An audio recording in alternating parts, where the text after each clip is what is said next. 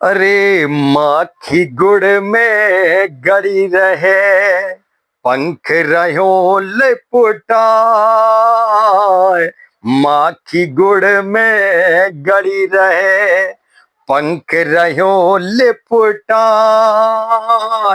हाथ मले और सिर धोने, लालच बुरी बलाए रे भैया, लालच बुरी बलाए।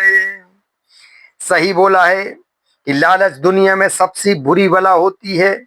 देखिए, मक्खियां स्वतंत्र रूप से उड़ती रहती हैं, पर जब गुड़ पर बैठती हैं और इतनी उसमें लालच उन्हें आ जाता है कि वो अपने पंखों को लिपटने से, उसमें गड़ने से भी कुछ परहेज नहीं करती, पूरे तरीके से उसमें भूल जाती हैं और अपनी जीवन लीला समाप्त कर लेती हैं। इसलिए बताया है कि लालच करना बुरी बात है, इसलिए बहुत ध्यान रखने की जरूरत है। हो सांच बराबर तप नहीं, झूठ बराबर पाप। सांच बराबर तप नहीं, झूठ बराबर पाप। जाके हृदय साच है, जाके हृदय साच है, बाके हृदय आप रे भैया, बाके हृदय आप। इसमें बताया है कि वास्तव में सत्य के समान कुछ नहीं है, सत्य के समान कोई तपस्या नहीं है, और जिसके अंदर सत्य है उसके अंदर प्रभु का वास है, जिसके अंदर असत्य है उसका सत्यानाश है। अर्थात सत्य की महिमा की कोई पारंपार नहीं है, सत्य अपरंपार है। इसलिए जीवन में सत्य का अनुसरण करने की बहुत अधिक आवश्यकता है। हो निंदक नियरे राखिए, आंगन कुटी छवाए। निंदक नियरे राखिए, आंगन कुटी छवाए। बिनु सावन पानी बिना, निर्मल करे सुभाए रे भैया, निर्मल करे सुभाए। वास्तव में इसमें ऐसा बताया है कि ऐसे लोगों से संपर्क में रहना चाहिए, जो कि देखा जाए कि अगर ऐसे हैं जो हमसे हमारे सुन के दूसरी जगह बोलते हैं, या दूसरी जगह की बोल सुन के हमारे पास आते हैं, ऐसे लोगों से सावधान रहने की आवश्यकता है।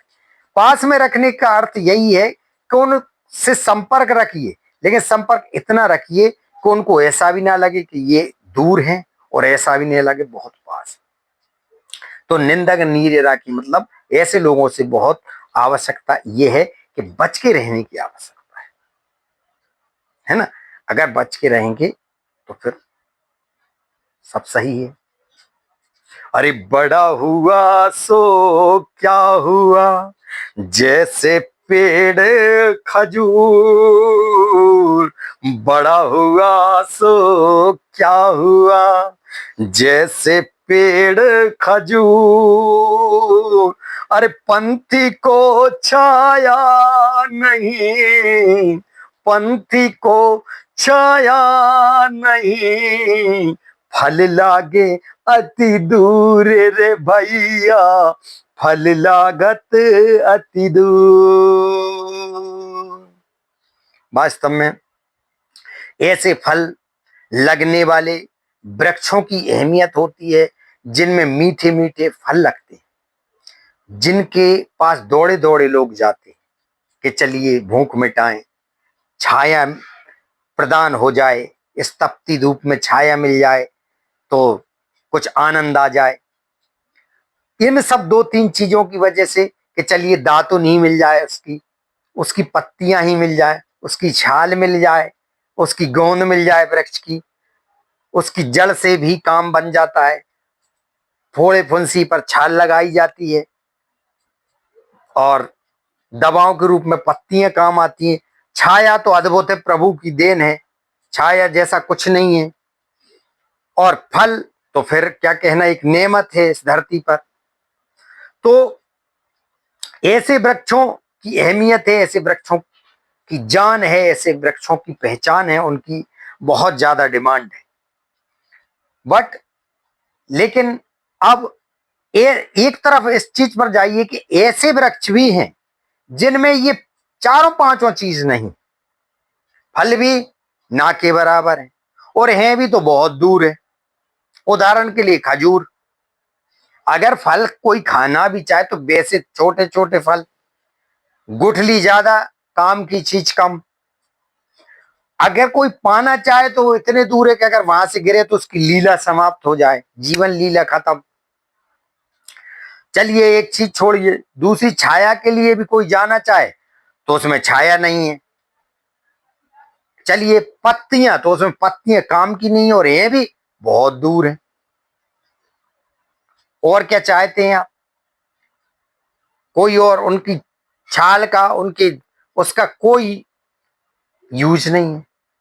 तो इसमें यही कहा है कबीरदास जी ने कि वास्तव में अगर बनना है तो ऐसे वृक्षों की तरह बनिए जो कि ये सब चारों पांचों चीज रखते हैं अपने पास। ऐसे मनुष्य बनिए, ऐसे वृक्षों के समान बनिए, उदाहरण दिया। ऐसे मत बनिए खजूर के जिनका की कोई अस्तित्व नहीं, जो कि वास्तव में किसी काम के। तो हमें अगर बनना है तो ऐसे वृक्ष बनिए। जय श्री राम।